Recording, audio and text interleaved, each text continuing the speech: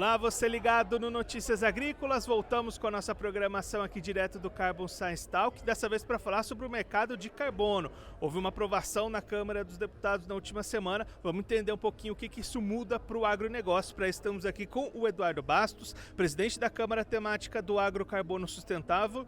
Eduardo, conta para a gente um pouquinho esse processo que levou até a aprovação do PL na semana passada lá no Senado, na Câmara. Olha, foram anos de aprovação, de discussão, na verdade, né, para a gente chegar nessa aprovação, um alinhamento entre Senado e Câmara para a gente ter o melhor texto possível e um diálogo permanente com o Executivo brasileiro.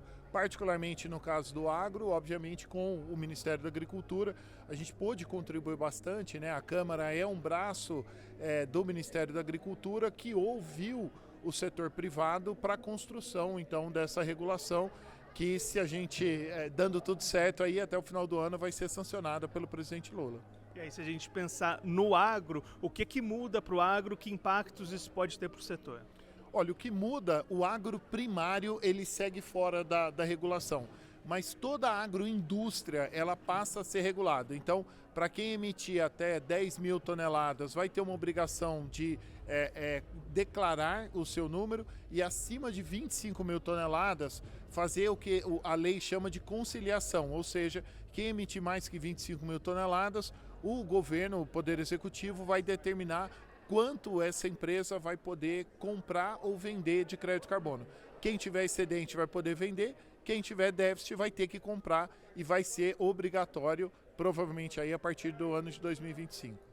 Olhando aí para essa regulação para o produtor não muda nada, mas se a gente olhar para o mercado, para oportunidades de venda desse crédito, aí sim pode ter uma mudança, né? Exatamente, é uma oportunidade incrível, é muito mais uma oportunidade do que uma ameaça, porque a gente vai abrir muita indústria, ela estando conectada ou ela vai buscar estar mais conectada com o seu produtor para reduzir a sua emissão dentro da própria cadeia de valor, né? A própria regra do mercado ela vai nesse sentido de puxar cada vez mais com que a agroindústria dialogue melhor com a produção primária.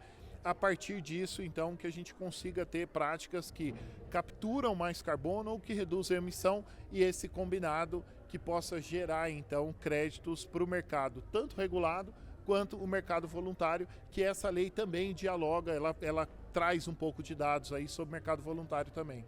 Se a gente olhar esse mercado das vendas dos créditos, também é uma nova possibilidade, oportunidade de comercialização e de renda para esse produtor, né? Exatamente, a gente está falando aqui de pelo menos 100 bilhões de reais, né? Um número aproximado aí de 1,1 giga, que é bilhões de toneladas, que é o plano ABC+, né? Então, se a gente olhar o plano governamental hoje de capturar 1,1 giga, se a gente entender aí uma tonelada de carbono em agricultura na ordem de R$100, nós estamos falando de pelo menos 110 bilhões de reais que passam a poder ser incorporados como renda para o setor agro como um todo.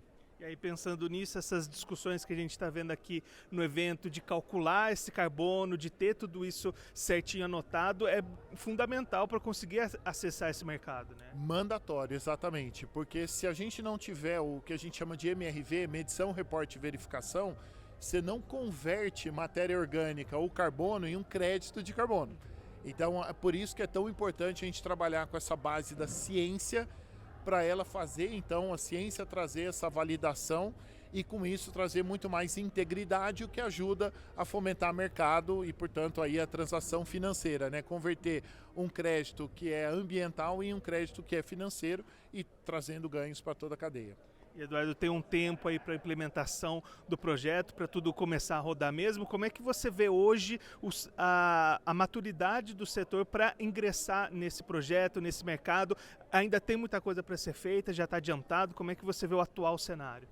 Olha, muita coisa andou. Acho que para a gente, se olhar, puxar para 2018, quando começou essa discussão aqui, ainda parecia muito distante, parecia que tinha pelo menos 10 anos para resolver.